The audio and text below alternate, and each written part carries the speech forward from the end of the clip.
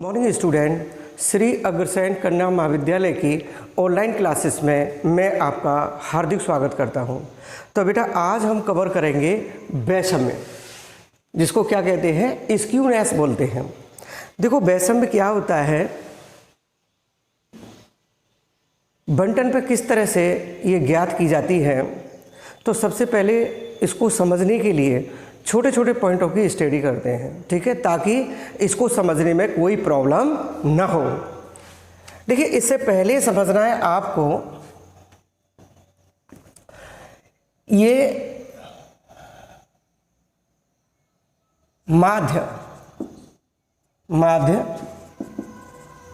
माध्यिका व बहुलक में आनुभविक संबंध, ठीक है, ये क्या होता है, एंड एम्पिरिकल रिलेशन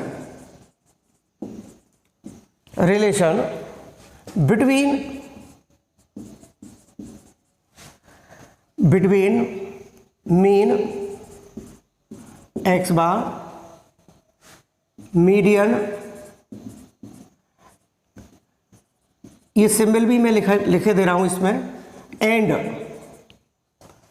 मोड, ठीक है। अब इसमें हमें रिलेशन निकालना है।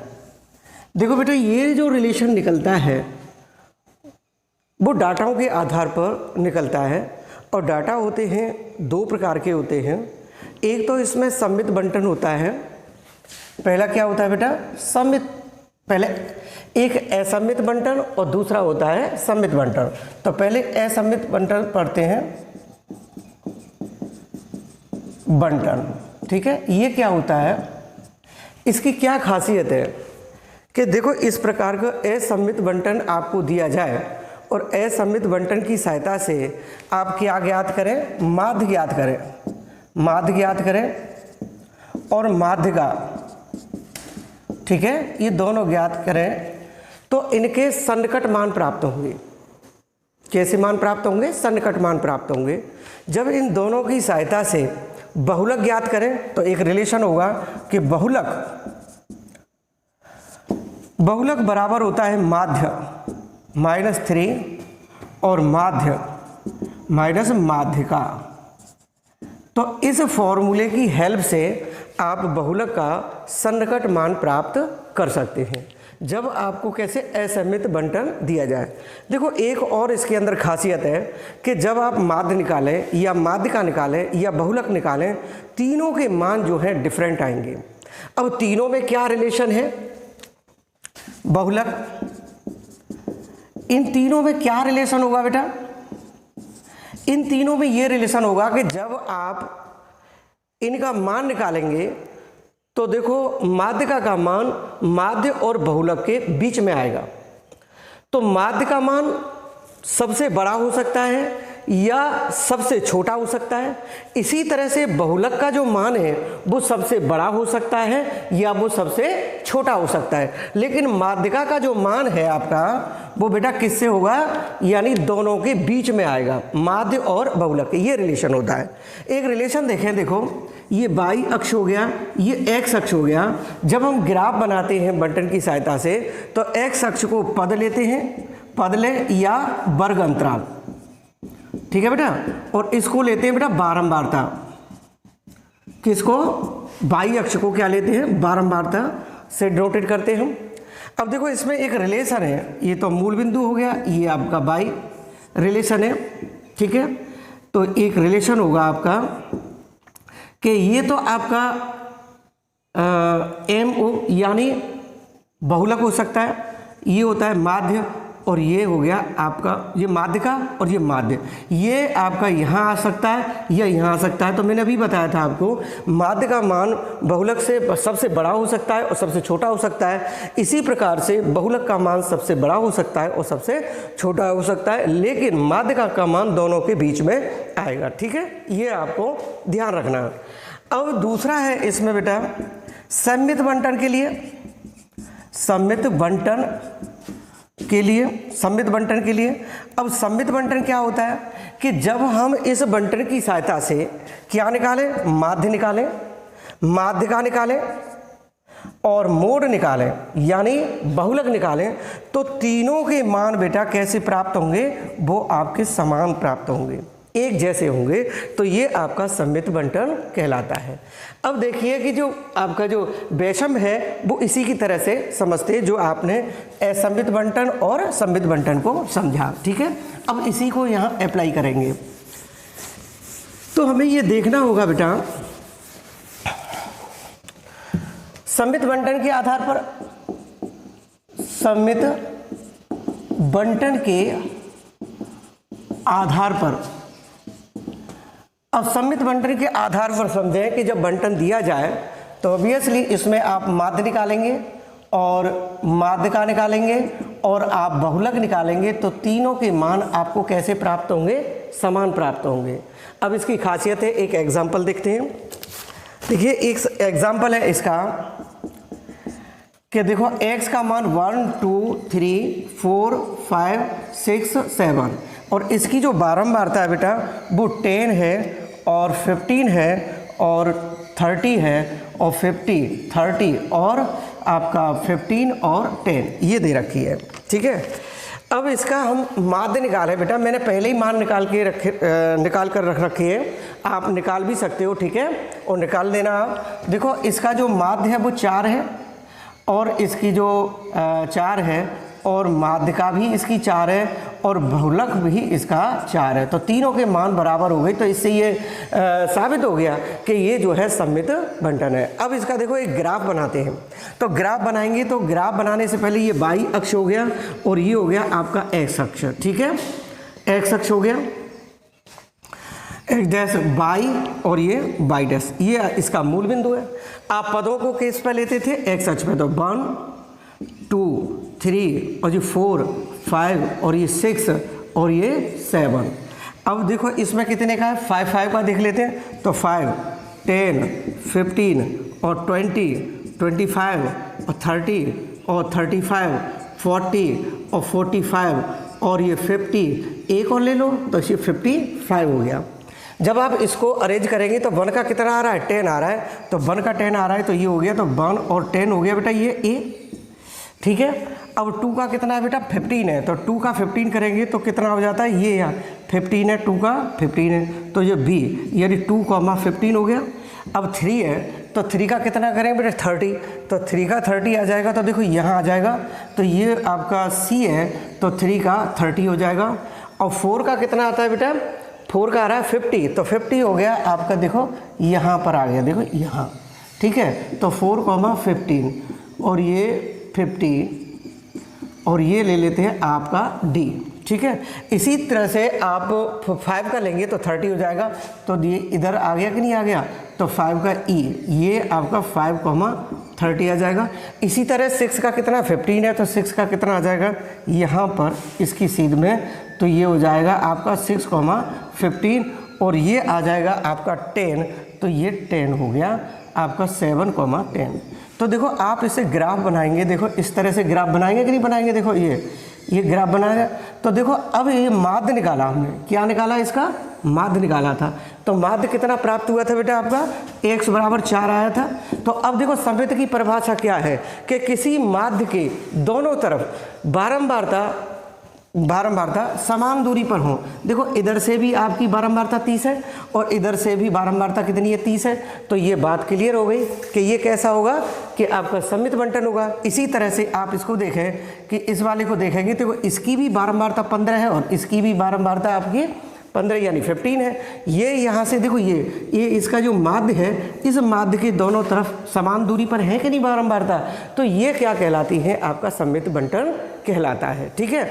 अच्छा, इस तरह का जो वक्र बनता है, ग्राफ बनेगा, तो उसको हम क्या कहते हैं, प्रसमान वक्र कहते हैं, प्रसमान वक्र बोलते हैं, ठीक है, प्रसमान वक्र। इसको नॉर्मल कर्व कहते हैं, नॉर्मल कर्व कहते हैं। अब इसकी जो स्टडी की जाएगी वो थर्ड यूनिट में की जाएगी बेटा, ठीक है। कौन सी यूनिट में की जाएगी? थर्ड यूनिट में।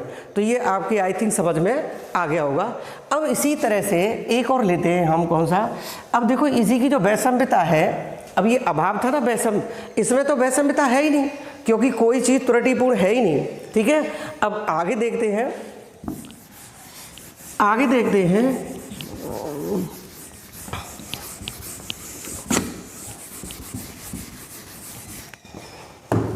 एक है हमारा असममित बंटन के आधार पर, ठीक है। तो असममित बंटन दिया हो तो आपकी दो प्रकार की होंगी इसमें। एक तो होता है धनात्मक वैषम, इसे पॉजिटिव और स्क्यूनेस बोलते हैं बेटा, है पॉजिटिव। दूसरा पहले इसी को समझते हैं, ठीक है, इसके बाद मैं ऋणात्मक बता देता हूँ। तो देखो इसमें क्या होता है कि जब आप असममित बंटन के आधार पर माध्य निकालें, माध्य x बार, और आपका क्या निकालें? माध्य का निकालें और बहुलक निकालें, ठीक है। तो बहुलक निकालेंगे तो सबसे पहले हमें ये देखना होगा, तो तीनों के मान तो प्राप्त हो गए। तो बंटन कैसा है आपका? असममित है, तो तीनों के मान कैसे आएंगे? डिफरेंट आएंगे। तीनों जो वैल्यू आएंगी वो कैसी आएंगी? एक दूसरे के इक्वल नहीं होंगी क्योंकि वो बंटन कैसा है? असममित बंटन दिया गया है। तो अब हमने इसके मान निकालिए तो क्या होगा कि धनात्मक वैषम्य के लिए क्या कंडीशन होगी कि सबसे बड़ा जो है आपका होना चाहिए, क्या? माध्य होना चाहिए। और मीन कहाँ आएगा? बीच में आएगा। और ये जो मोड है वो सबसे छोटा होगा, ठीक है। तो एक क्वेश्चन की हेल्प से देखते हैं कि देखो एक एग्जाम्पल दिया है, आपकी बुक से ही लिया है मैंने। एक्स के 2, 5, 8, 11, 14 और 17 और 20, और f दिया है इसमें बेटा 5, 60 और 45, 20 और 15 और 10 और 5 ये दिया है। जब मैंने इसके पहले ही निकाल दिए मान, जब माध्य निकाला आपने इसका तो माध्य आया था 8.56 और मीन माध्य निकाला था और माध्यिका निकाली थी तो ये आया था आपका 8 और मोड निकाला था ये आया था आपका 5 आया था। तो ऑब्वियसली आप इसको जब अप्लाई करेंगे तो सबसे ज़्यादा किसका है? माध्य का मान ज़्यादा है और मीन बीच में है ही, और सबसे कम किसका है? बहुलक का। तो ये ऑब्वियसली ये आप बताओगे तो धनात्मक वैषम होगा, यानी पॉजिटिव स्क्यूनेस होगा। अब इसको एक ग्राफ की तरह से हेल्प से समझते हैं बेटा, है। तो देखो इसमें रख लेते हैं, यहाँ 2 ले लेते हैं, 5 ले लेते हैं और ये 8 ले लेते हैं और ये 11 और आपका 14 और ये 17 और ये 20 ले लेते हैं, ठीक है। अब इसमें बारंबार तक इसकी तो 5 हो गई, ये 60 है, 5 की 2 हो गई। 5 से बड़ा क्या है? ये 10 ले लेते हैं, 10, फिर एक 20 ले लेते हैं, 50 ले लेते हैं और एक 20 ले लेते हैं और एक 45 ले लेते हैं इसमें, और एक क्या ले लेते हैं? 60 ले लेते हैं, ठीक है। ये मैंने अरेंज कर ली, इनको श्रेणी क्रम में लगा के मैंने इस पर अरेंज कर दिया। देखो 5 हो गई, दोनों 5 हो गई और आपका 10 भी आ जाएगा इसमें और 20 भी आ जाएगा, 15 आ गया, 45 है, ये आ गया। अब देखो 2 का कितना 5 है, तो 2 का 5 यहाँ हो गया, 2 का 5 तो 2,5 हो गया, 2,5 5 का 60 है तो 5 का 60 कौन सा हो गया आपका? देखो ये है, ये 5,60 है, 60 है। तो देखो ये जो है आपका यहाँ से आ गया। फिर आपका कितना 8 है तो 8 का 45 है, तो 8 का 45 देखो यहाँ आ गया, तो ये यहाँ बन गए। अब देखो 11 का कहाँ है? 20 है, तो 11 का 20 है, तो यहाँ देखो ये इस तरह से पीछे बनाएंगे पहले इसको। ये बन गया आपका 45 और ये 20, ये 20 हो गया और फिर 40 का 15, ये हो गया आपका 14 का 15 और 17 का 10, 17 का कितना 10 और 20 का 5। तो देखो ये जो है इसी तरह से उतर रहा है कि नहीं उतर रहा है ये ग्राफ? देखो ये इसी तरह से उतरा हुआ है कि नहीं उतरा है। देखो यहाँ ऐसे मैं ऐसे ले लेता हूँ और ये आपका 5 है, 5 का तो है ही है ऊपर, ये है और ये है, ये है, ठीक है। तो ये आपका 8 का 45 हो गया,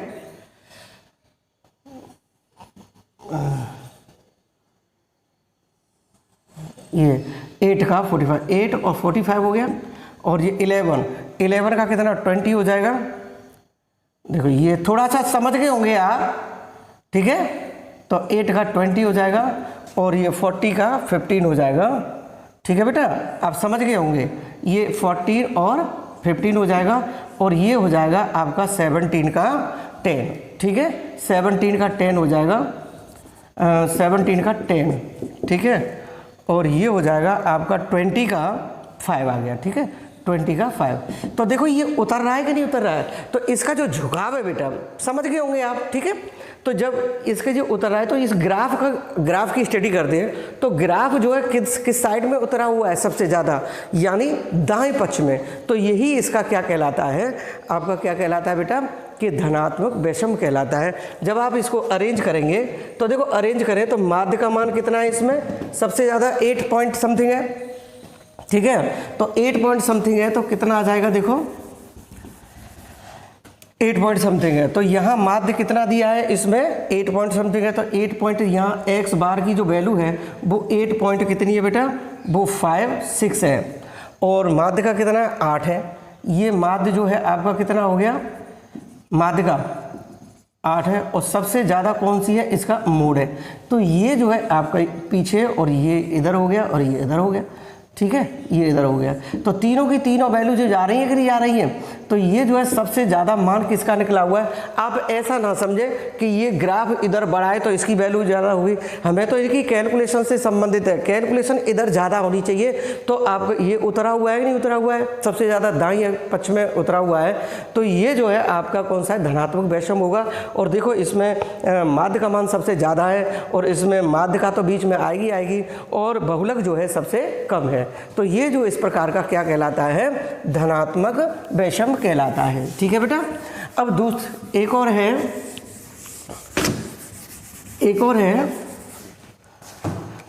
है दूसरा ऋणात्मक वैषम यानी नेगेटिव और स्क्यूनेस, ठीक है, स्क्यूनेस। इसका भी एक एग्जांपल डालते हैं कि इसकी जो कंडीशन आएगी वो क्या होगी, x बार लेस देन एम ई और लेस देन एम, सबसे ज़्यादा होगा। तो ये इसके लिए ऋणात्मक वैषम के लिए है। और ये है x यानी 2, 5, 8 और 11, 14, 17 और 20। और f है 5, 10 और 15, 20 और 45 और 60 और 5 है। जब आप इसका माध्य निकालेंगे तो कितना निकला है 13.25 और मीन है आपका कितना 14 है और मोड है इसका 17। तो ये कैसा हो गया, सबसे ज़्यादा क्या है, माध्य है, वो सॉरी बहुलक है। तो बहुलक के आधार पर ये कैसा बन गया आपका ऋणात्मक वैषम होगा, कैसा होगा, नेगेटिव स्क्यूनेस हो गया। और सबसे कम किसका है, माध्य का है। और ये बीच में ही आएगा। ग्राफ मैंने आपको बता दिया कि ग्राफ किस तरह से बनाते, तो इसका आप बना सकते हैं, ठीक है। तो आज समझ में आया होगा। तो अगले लेक्चर में मैं आपको एक और है ककुरता, उसके बारे में और बताऊंगा। एक थोड़ा सा और रह गया है, उसको मैं कंप्लीट करूंगा, फिर हम क्वेश्चन आंसर सॉल्व करेंगे, ठीक है। Okay, thank you very much.